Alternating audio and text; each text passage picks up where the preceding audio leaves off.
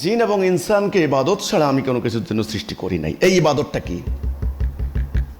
আমার ইবাদতটা কি? ইনসানের ইবাদতটা কি? আল্লাহর খেলাফত করা। দুনিয়াতে খলিফা হিসেবে সৃষ্টি করা হয়েছে। যে ক্বালা রাব্বুকা লিল মালাইকাতি ইন্নী জাইলুন ফিল আরদি খলিফা, না আরেকটা আয়াত আছে খালাইফাতান ফিল আরদ, জাআলা লাকুম, তোমাদেরকে সৃষ্টি করা হয়েছে দুনিয়াতে খেলাফত করার জন্য। এই খেলাফতটাই আমার জীবনের উদ্দেশ্য, আমার জীবনের ইবাদত। এখন খেলাফতটা আমরা করব কিভাবে, কি দিয়ে?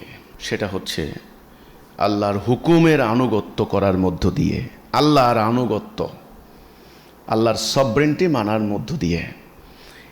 আল্লাহর আনুগত্য করব, অন্য কারো আনুগত্য করব না। আল্লাহর হুকুম মানব, অন্য কারো হুকুম মানব না। আল্লাহর বিধান মানব, অন্য কারো বিধান মানব না। এই যে অঙ্গীকার, এই যে মিসাক, এই যে কন্ট্রাক্ট, এটার নামই হচ্ছে লা ইলাহা ইল্লাল্লাহ।